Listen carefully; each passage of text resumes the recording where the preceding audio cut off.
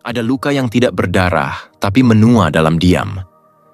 Ada kunci yang tak terlihat, namun mengendalikan seluruh arah hidup seseorang. Dan anehnya, ia sering disimpan di tempat yang paling sakral, dalam relung hubungan kita dengan ibu. Kita tumbuh dengan ajaran bahwa ibu adalah segalanya, sumber kasih, cinta, dan pengorbanan. Tapi tak pernah diajarkan bagaimana menghadapi kenyataan bahwa cinta yang membentuk kita juga bisa jadi luka yang mengikat kita. Bahwa dalam kasih ibu yang tak terucap, bisa tersembunyi tuntutan, pengabaian, atau ketidakhadiran emosional yang membekas tanpa suara. Banyak orang berjalan dewasa, merasa telah move on, merasa dirinya sudah kuat dan berfungsi. Namun tanpa sadar masih diatur oleh bayangan, rasa bersalah yang diwariskan, harapan yang tak terpenuhi, atau dorongan untuk menjadi anak baik, meski identitasnya sendiri lenyap dalam proses itu. Pertanyaannya bukan hanya, apakah ibumu menyakitimu?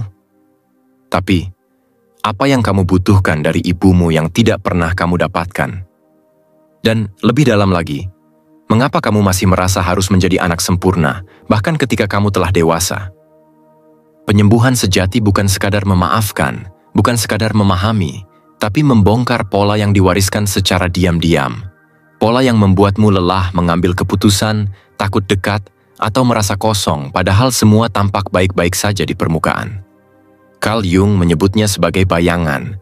Ketika gambaran tentang ibu tidak dikenali secara sadar, ia akan terus hidup dalam bentuk keputusan impulsif, relasi yang tidak sehat, dan identitas yang pincang. Video ini bukan untuk menyalahkan, tapi untuk menyadarkan bahwa mungkin kamu tidak pernah benar-benar bebas, karena kamu belum pernah betul-betul melihat ibumu sebagai manusia dan dirimu sebagai individu yang punya hak untuk tumbuh. Pastikan kamu menonton sampai akhir agar tidak kehilangan makna penting dari pembahasan ini. Dan jangan lupa untuk berlangganan, agar kita bisa terus berbagi perspektif yang menembus permukaan dan membantu kamu menyentuh kedalaman yang selama ini mungkin kamu hindari. Karena penyembuhan sejati dimulai bukan dari menghapus luka, tapi dari berani melihat ke arah yang selama ini ditutup dengan alasan itu ibumu. Mari kita mulai.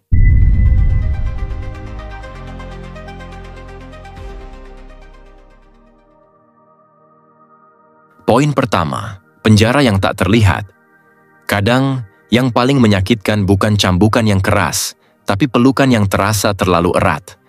Hingga kau sulit bernapas, kita tumbuh dalam kehangatan ibu, dalam pelukan yang menjanjikan perlindungan, dalam suara lembut yang menenangkan luka kecil di lutut dan juga di hati. Tapi di balik semua itu, ada sesuatu yang tidak pernah diajarkan secara eksplisit kepada kita. Bahwa cinta bisa menjadi jebakan, bahwa rasa aman bisa menjadi tembok, dan bahwa kasih yang terlalu besar, jika tidak disadari bentuknya, bisa menjelma menjadi penjara yang tak terlihat. Bayangkan seorang anak perempuan yang dari kecil selalu dipuji. Kamu anak yang baik, ibu bangga padamu, tapi pujian itu selalu muncul hanya ketika dia mengikuti harapan ibunya, bukan ketika dia jujur tentang perasaannya. Maka secara perlahan, dia belajar bahwa jadi anak baik bukan berarti jujur, tapi berarti patuh. Tidak mengekspresikan kemarahan, tidak memilih jalan sendiri, tidak terlalu jauh dari nilai-nilai yang ibu yakini sebagai kebenaran mutlak. Itu bukan kisah fiktif, itu pola. Dan pola ini berulang turun-temurun. Di banyak rumah tangga, anak tidak sadar bahwa mereka bukan hanya hidup bersama ibunya, tapi dalam bayangan batin ibunya. Dan bayangan itu, apa yang pernah melukai ibu, apa yang tidak bisa ibu capai, apa yang membuat ibu takut, turun ke anak dalam bentuk aturan tak tertulis. Standar moral tak bisa diganggu-gugat, dan cinta yang bersyarat. Carl Jung menyebut ini sebagai mother complex, sebuah warisan psikologis yang bukan sekadar ingatan, melainkan struktur batin. Anak tidak hanya mengingat ibu sebagai sosok fisik, tapi sebagai figur simbolik dalam ketidaksadaran. Bahkan ketika ibu sudah tidak hadir secara fisik, suaranya masih menggema, dalam bentuk rasa bersalah, keraguan, dorongan untuk terus membuktikan diri. Suara itu terus membentuk pilihan, membatasi keberanian, dan mendikte arah hidup. Penjara ini tidak dibangun dari ancaman. Ia dibangun dari cinta. Tapi cinta yang belum disadari bentuk manipulatifnya. Misalnya, ketika seorang ibu berkata, "Ibu rela mengorbankan segalanya untukmu," lalu diam-diam menambahkan, "Jadi jangan buat ibu kecewa." Itu kalimat yang terdengar wajar, penuh cinta. Tapi dampaknya bisa seperti rantai di kaki anaknya. Ia tumbuh dengan keyakinan bahwa hidupnya bukan sepenuhnya miliknya sendiri, tapi tanggung jawab moral untuk menebus cinta ibu. Di titik ini, mungkin muncul pertanyaan reflektif di benakmu. Kalau aku menyayangi ibuku, bukankah memang wajar aku membahagiakannya? Wajar. Tapi batasnya adalah, apakah membahagiakan ibu itu membuatmu kehilangan jati dirimu sendiri? Kenyataannya, banyak yang hidup dengan ilusi bahwa pilihan-pilihan hidup mereka bebas. Padahal kalau ditelusuri, nilai yang mereka bela, jalan karier yang mereka pilih, bahkan gaya hidup yang mereka pertahankan, bisa jadi adalah representasi dari keinginan yang ditanamkan ibu sejak kecil. Atau lebih halusnya, sebagai kompensasi atas luka-luka ibu yang tidak selesai. Ada riset yang menyebutkan bahwa kondisi emosional dan stres ibu selama kehamilan bisa berdampak langsung pada perkembangan sistem saraf janin, terutama pada area limbik yang mengatur emosi dan ketahanan stres. Artinya, reaksi emosionalmu terhadap dunia bisa jadi bukan cuma bawaanmu, tapi warisan dari kondisi batin ibumu saat kamu bahkan belum lahir. Stres, ketakutan, kecemasan, bahkan harapan-harapan diam yang belum terpenuhi, semuanya bisa tercetak sebagai kecenderungan biologis dan psikologismu. Inilah mengapa kadang seseorang merasa susah menjelaskan kenapa aku merasa seperti ini. Padahal secara logika dia tahu apa yang benar. Karena ada hal-hal yang tertanam bukan di pikiran sadar, tapi di lapisan lebih dalam, di tubuh, di emosi yang tidak punya bahasa, di respons yang otomatis muncul saat sesuatu terasa salah, meski tak ada ancaman nyata. Kalau kamu sering merasa ragu saat mengambil keputusan pribadi, kalau kamu selalu mempertimbangkan apa kata ibu, bahkan dalam hal-hal yang sebenarnya tak berkaitan langsung dengannya, itu bukan kebetulan. Itu mungkin adalah bentuk loyalitas batin yang dibentuk sejak kamu kecil. Loyalitas yang tak pernah diminta, tapi sangat sulit ditolak. Lebih jauh, banyak orang terjebak dalam dilema emosional ini. Ingin hidup mandiri, tapi merasa bersalah jika tidak sesuai harapan ibu. Mereka belajar menyimpan amarah, mengubur keinginan, menyamakan cinta dengan kepatuhan. Lalu ketika mereka mulai tersadar bahwa hidup yang mereka jalani bukan milik mereka sepenuhnya, rasa sedih itu datang bukan hanya karena kehilangan arah, tapi karena sadar bahwa mereka mengkhianati diri sendiri demi cinta yang tidak pernah ditawar. Maka pertanyaannya bukan lagi, apakah ibuku mencintaiku? Tapi, apakah aku masih mencintai diriku sendiri ketika terus hidup dalam kerangka yang ditentukan oleh cinta ibuku? Perlu digarisbawahi, ini bukan soal menyalahkan ibu, ini soal melihat pola. Karena ibu kita juga perempuan yang dibesarkan oleh sistem yang sama. Ia pun pernah jadi anak yang belajar bahwa cinta itu dibayar dengan ketaatan, bahwa pengorbanan adalah bentuk kasih tertinggi, dan bahwa tidak boleh ada ruang untuk berkata, "Aku ingin hidup untuk diriku sendiri." Penjara ini tidak kasat mata, karena ia tidak dibangun oleh niat jahat. Ia dibangun oleh luka yang diwariskan. Dan luka itu hanya bisa berhenti ketika ada yang cukup sadar untuk berkata, "Aku ingin mencintai tanpa harus kehilangan diriku sendiri." Pertanyaannya, apakah kamu cukup berani untuk jadi orang itu? Atau, apakah kamu akan mengulang pola yang sama, mengubur keinginanmu, menyamar sebagai anak yang baik, lalu berharap bahwa rasa sesak di dada itu akan hilang dengan sendirinya? Karena tidak akan. Sesak itu akan terus tumbuh, makin dalam. Dan pada satu titik, bisa berubah jadi depresi, kegelisahan kronis, atau kemarahan yang meledak tak terarah. Atau yang lebih umum, kehidupan yang hambar, penuh tuntutan, tapi kosong makna. Kamu tidak akan pernah benar-benar sembuh jika masih percaya bahwa menghormati ibu berarti menghapus dirimu sendiri. Kamu tidak akan pernah merdeka jika mengira bahwa cinta itu harus dibayar dengan diam. Penjara itu tidak akan hancur dengan perlawanan frontal. tidak perlu teriak atau berontak.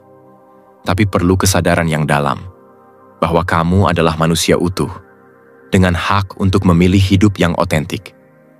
Mungkin akan ada rasa bersalah di awal, mungkin ada air mata, tapi setelahnya akan datang ruang.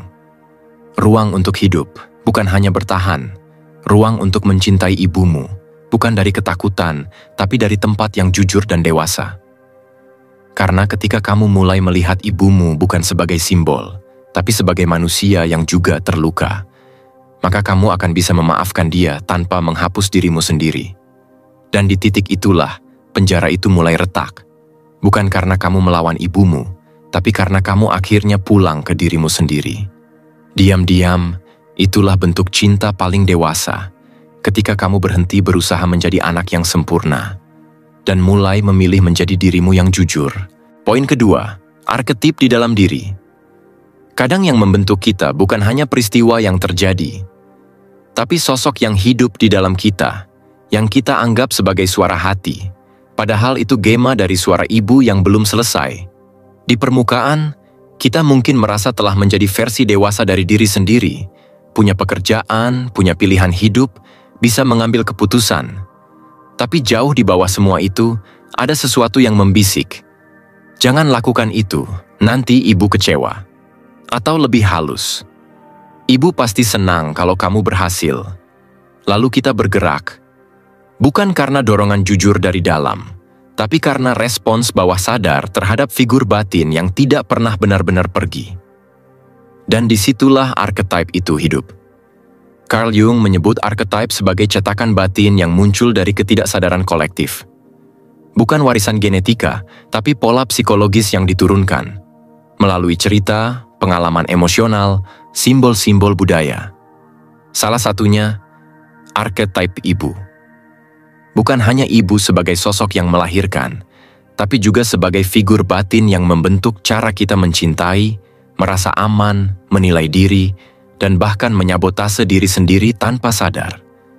Seseorang bisa saja hidup selama bertahun-tahun dalam narasi yang terasa miliknya sendiri. Tapi pada titik tertentu, ada perasaan janggal. Seperti, hidup yang dijalani bukan benar-benar milik sendiri. Ada suara yang terlalu menuntut untuk berhasil. Ada rasa malu yang muncul dari kegagalan kecil. Ada kecemasan sosial yang tak logis. Dan bila ditelusuri, semua itu mengarah ke satu hal. Bayangan ibu, dalam bentuk ideal yang dibentuk dari ketidaksadaran. Banyak yang mengira bahwa cinta ibu itu selalu murni. Tapi yang tidak disadari adalah, cinta itu kadang membawa serta ketakutan, luka, dan tekanan. Dan semua itu bisa menyatu dalam bentuk arketipe batin. Ibu pengasih sekaligus penuntut, penjaga sekaligus pengontrol, sumber kasih sayang sekaligus pencipta rasa bersalah. Tanpa sadar, kita jadi orang yang terlalu ingin menyenangkan orang lain, terlalu cepat memaafkan, bahkan ketika disakiti. Terlalu takut menyatakan keinginan sendiri, karena merasa harus menjaga perasaan orang lain. Kita menyebutnya sifat baik atau tanggung jawab, padahal bisa jadi itu adalah ekspresi dari arketipe ibu yang terlalu dominan dalam batin. Sistem limbik, bagian otak yang menyimpan memori emosional awal, tidak bisa membedakan mana pengalaman nyata, mana yang simbolik. Jadi ketika kita berada dalam situasi yang mengingatkan pada tekanan masa kecil, tubuh bisa langsung bereaksi. Cemas, takut, merasa tidak cukup. Dan itu terjadi meski logika tahu bahwa tidak ada ancaman nyata. Kamu mungkin pernah mengalami ini. Ingin berkata jujur, tapi lidah kelu. Ingin memilih hidup sendiri, tapi ada perasaan bersalah yang membuncah tanpa sebab jelas. Rasanya seperti sedang mengecewakan seseorang, padahal keputusan itu bukan tentang siapa-siapa. Itu bukan karena kamu lemah. Itu karena archetype ibu di dalam dirimu sedang bicara, dan kamu belum mengenalinya. Dan saat arketipe itu belum dikenali, kita bisa menghidupkan ulang luka yang sama pada orang lain. Terutama jika kelak menjadi orang tua. Maka tanpa sadar, pola berulang. Anak merasakan hal yang sama, rasa tidak cukup, rasa harus membuat bangga, rasa takut mengecewakan. Padahal kamu sudah berjanji untuk tidak mengulangi cara yang sama. Karena masalahnya bukan pada niatmu, Masalahnya, arketip itu belum kamu sadari. Belum kamu kenali sebagai warisan psikologis, bukan suara hatimu sendiri. Kadang kita merasa hidup kita penuh beban, padahal yang kita pikul adalah cerita ibu. Ibu yang dulu tidak bisa bicara tentang perasaannya. Ibu yang pernah dikecewakan tapi tidak bisa marah. Ibu yang dituntut sempurna, lalu menanamkan standar yang sama dalam diri anak-anaknya. Lalu anaknya tumbuh menjadi sosok dewasa yang terlihat kuat, tapi selalu merasa lelah. Salah satu tanda bahwa kamu sedang dikuasai arketip ini adalah ketika hidupmu terasa bukan untuk dirimu sendiri. Seolah kamu sedang menebus sesuatu. Kamu terus membuktikan diri, bekerja keras, membuat semua orang senang, tapi di dalam kosong. Tidak ada rasa cukup, tidak ada kepuasan. Karena setiap keberhasilan bukan untuk dirayakan, tapi untuk memenuhi ekspektasi diam-diam dari figur batin yang tidak kamu pahami. Kamu bukan satu-satunya. Ada begitu banyak orang yang terlihat berhasil, tapi merasa tidak bahagia. Karena keberhasilan itu bukan lahir dari gairah pribadi, melainkan dari dorongan batin untuk menjadi cukup. Cukup untuk ibu, cukup untuk keluarga, cukup untuk mitos yang tidak pernah didefinisikan. Apa yang bisa dilakukan? Langkah pertama adalah menyadari bahwa tidak semua perasaan di dalam dirimu adalah milikmu. Beberapa di antaranya adalah warisan emosional. Bukan kamu yang menciptakannya, tapi kamu yang memikulnya. Lalu bertanya, dari mana suara ini berasal? Apakah ini keinginanku atau keinginan yang diwariskan? Apakah aku mengejar ini karena aku mau atau karena aku takut dianggap gagal? Ketika kamu mulai bisa membedakan suara batinmu sendiri dari gema arketip ibu, saat itulah kamu memulai proses individuasi. Proses mengenali dirimu sendiri di luar warisan keluarga dan struktur budaya. Bukan untuk memusuhi ibu, tapi untuk memisahkan yang belum pernah dipisah. Siapa kamu? Siapa ibumu? Karena mencintai ibu tidak berarti harus menjadi dia. Jika kamu merasa rasa bersalah itu terlalu kuat, terlalu menekan, bahkan ketika kamu hanya ingin melakukan hal sederhana untuk dirimu sendiri, maka itu pertanda kamu belum lepas dari bayangannya. Rasa bersalah itu mungkin bukan peringatan moral, tapi alarm dari program lama dalam sistem psikologismu. Dan jangan heran jika kamu merasa lelah padahal tidak melakukan apa-apa. Itu kelelahan emosional karena harus terus menjaga wajah, meredam keinginan, memelihara citra. Kamu tidak sadar sedang berperan. Dan peran itu bukan kamu yang pilih, tapi diberikan sejak kecil. Menjadi anak yang membuat ibu bangga. Pertanyaannya sekarang bukan lagi apa yang ibu inginkan dariku, tapi apa yang sebenarnya aku inginkan dari hidup ini? Satu hal yang sering menipu kita adalah perasaan cinta. Karena kita kira cinta itu hanya soal memberi, mengalah, menyesuaikan. Tapi cinta yang sehat justru membuka ruang untuk keberanian jadi diri sendiri. Meskipun itu berarti berbeda dari harapan ibu. Ada orang yang sampai usia 40-an baru sadar bahwa hidupnya selama ini bukan miliknya sendiri. Ada juga yang sadar lebih awal, tapi tidak tahu bagaimana melepaskan diri. Keduanya sama-sama membutuhkan keberanian. Karena melepaskan diri dari arketip ibu bukan berarti membenci, tapi menyadari bahwa cinta yang sehat tidak membunuh suara batin anak. Jadi kalau kamu sering merasa tidak cukup, tidak bebas, atau terlalu lelah jadi orang yang baik, mungkin kamu sedang bukan menjadi dirimu. Mungkin kamu sedang memainkan peran yang dibentuk oleh arketip ibu, baik yang nyata maupun yang tersimpan dalam batinmu sebagai simbol. Dan kamu berhak untuk berhenti, untuk bertanya ulang, untuk memilih ulang. Bukan karena ibumu salah, tapi karena kamu sadar. Kamu tidak harus hidup sebagai kelanjutan luka yang tidak pernah diberi kesempatan untuk sembuh. Karena dalam proses mengenali arketip ini, kamu tidak hanya membebaskan dirimu, tapi juga ibumu. Karena dia pun, dulu, mungkin hanya menjalani cerita yang bukan miliknya. Saat kamu mulai memilih, saat kamu menyadari mana yang milikmu dan mana yang bukan, saat kamu mulai bersuara tanpa takut ditinggalkan, itulah awal dari kebebasan yang sesungguhnya. Dan pelan-pelan, kamu akan sadar, ternyata ibu bukan hanya sosok di luar sana, tapi hidup juga di dalammu. Dan di sanalah kuncinya. Poin ketiga, loyalitas yang menahanmu. Kadang, yang membuat seseorang tak bisa melangkah bukanlah karena tak ada jalan, tapi karena terlalu dalam menunduk, terlalu takut jika langkahnya akan menyakiti hati yang dulu membesarkannya. Ada bentuk cinta yang tidak pernah kita pertanyakan. Ia datang begitu awal, begitu sakral, dan begitu erat, hingga sulit dibedakan apakah ini cinta atau ikatan. Dan ketika cinta itu berbentuk loyalitas kepada ibu, batasnya menjadi kabur. Apakah kita menghormatinya atau sedang membelenggu diri sendiri atas nama ketaatan yang tidak pernah ditinjau ulang? Pertanyaan ini mungkin tidak nyaman. Tapi justru dari ketidaknyamanan itu, kita bisa mulai melihat sesuatu yang selama ini tak pernah disentuh.